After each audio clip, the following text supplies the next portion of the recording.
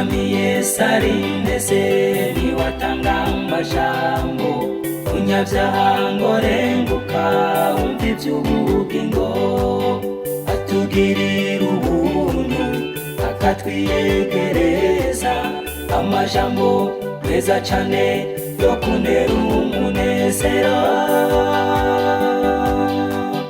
niyo meza ndayakunda ntahatanezera.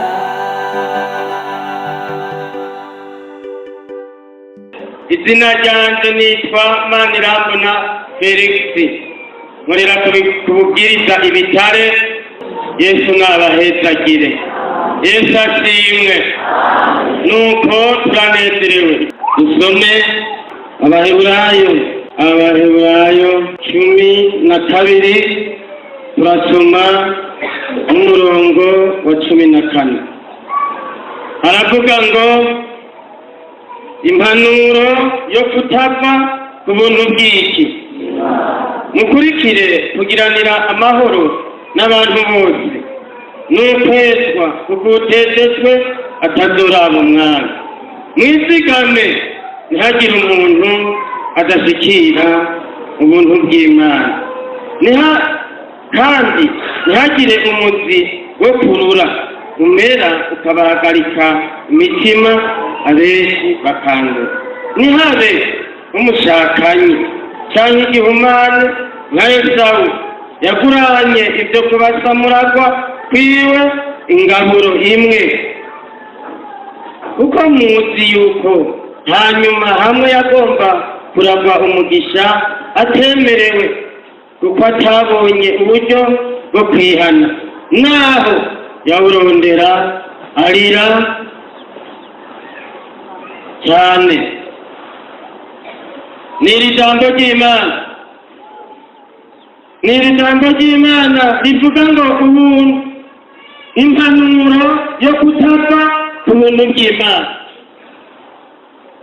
Tugize iminsi twiga amajambo y'Imana, rero iri jambo ry'Imana nicyo ngiye kubasigarana.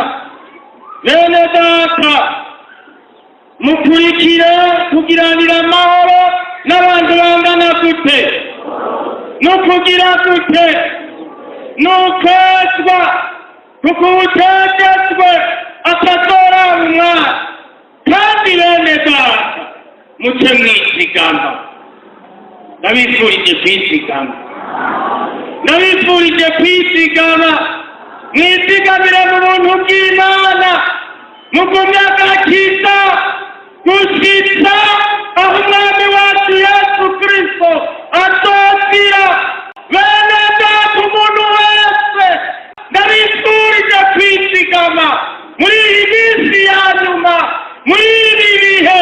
Bene data, mwizigame ntihagire umuntu agasikira ubuntu bw'Imana. Yesu nashimwe.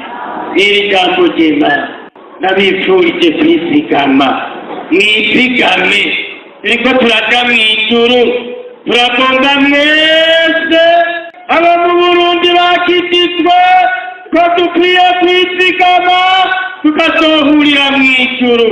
Ibyo bintu rero ndabibifurije mw'izina rya Yesu. Yesu nabampesagirire.